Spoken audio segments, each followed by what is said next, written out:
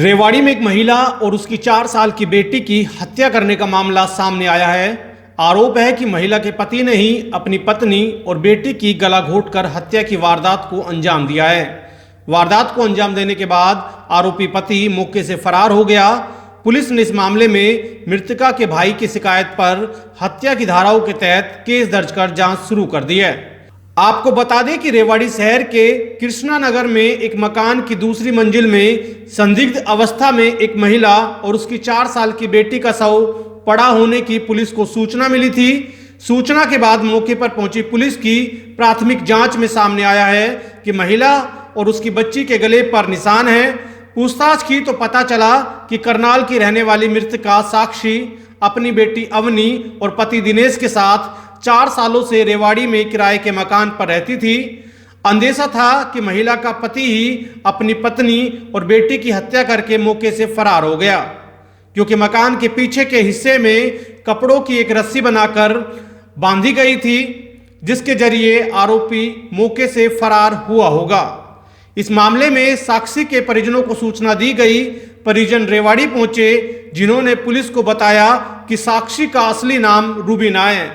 वर्ष 2016 में उनकी बेटी रूबीना ने पड़ोस के ही रहने वाले दिनेश नाम के युवक के साथ लव मैरिज की थी।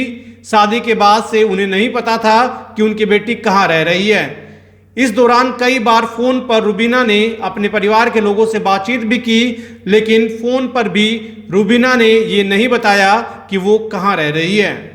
परिजनों की अंतिम बार बात रूबीना से ईद के दिन हुई थी, जब रूबीना ने रोते रोते फोन कट कर दिया था।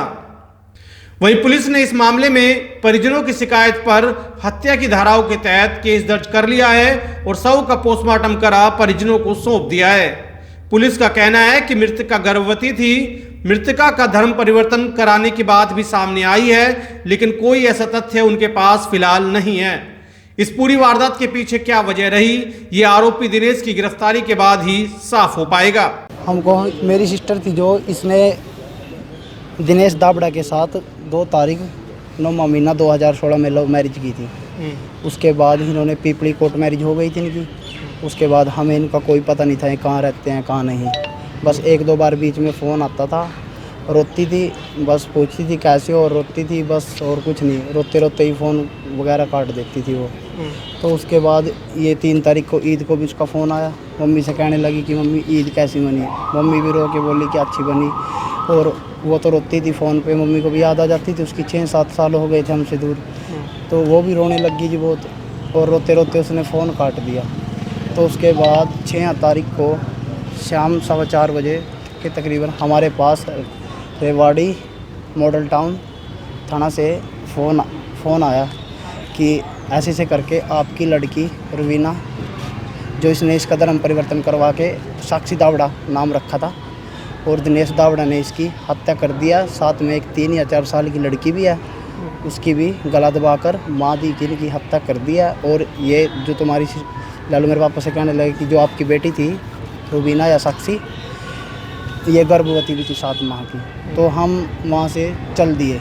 बॉडी को देख तो आपको लग बॉडी को देख के लग रहा है कि पक्का जी 100% डेथ ही की है। उसकी बच्ची के नाड़ पे भी निशान है, और उसकी तो डेड बॉडी समझ में नहीं आ रही है, इतनी फलावट हो गई है कि, और नाड़ इतनी लीली है कि जी पक्का 101% उसने उसकी डेथ ही किया है, हत्या करी है। हाँ जी, दिनेश दावड़ा ने।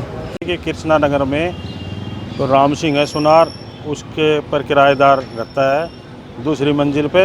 उस एक बच्ची की 4 साल उम्र है, और एक जनानी की जिसकी 28-30 साल उम्र है, मृत अवस्था में पड़े हैं।